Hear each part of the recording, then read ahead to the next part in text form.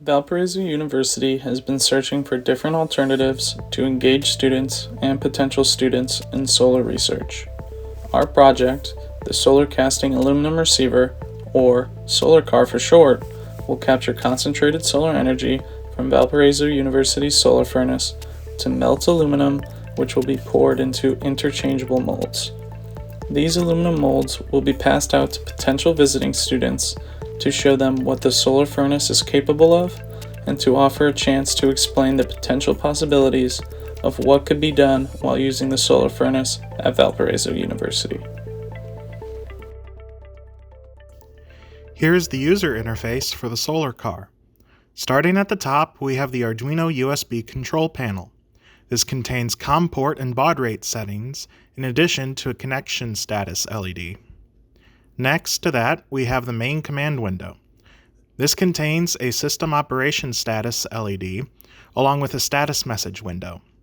Next, we have the verify button used in the diagnostic test, followed by the cancel operation button.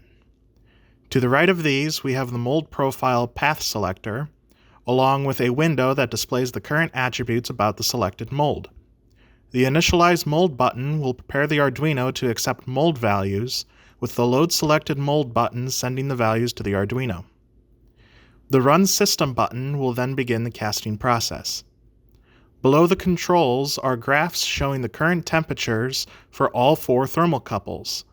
Finally, at the bottom of the screen, there is a button to end the LabVIEW program. When the solar car powers up, the linear actuator drain will close and the mold tray will rotate until the limit switch is pressed. This verifies that the tray is in the starting position. Once this has been completed, the diagnostic test will begin. This consists of verifying a visual inspection of the system was performed, verifying accurate thermocouple readings, attempting to drop a can, move the drain,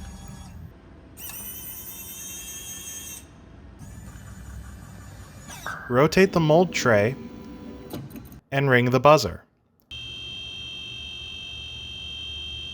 Once this test is completed, the user can then load cans into the feeder,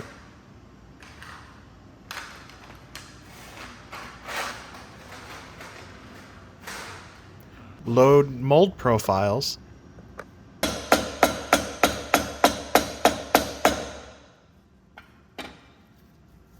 and start the casting process.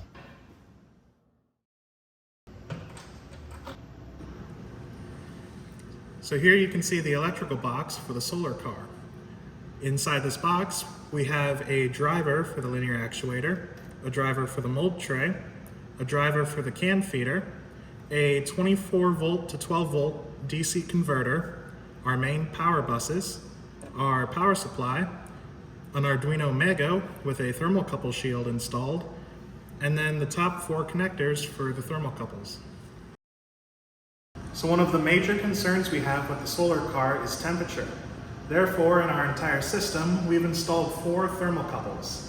We have 2 lower temperature ones, as you can see here in the can feeder, and then we have one down here monitoring the temperature of the mold tray.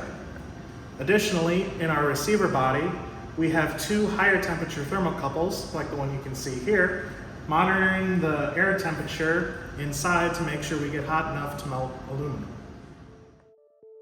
By passing out aluminum souvenirs made from using the solar car, Valparaiso University is actively engaging potential students and the community in solar research by showing them one of the many opportunities that can arise from using solar energy.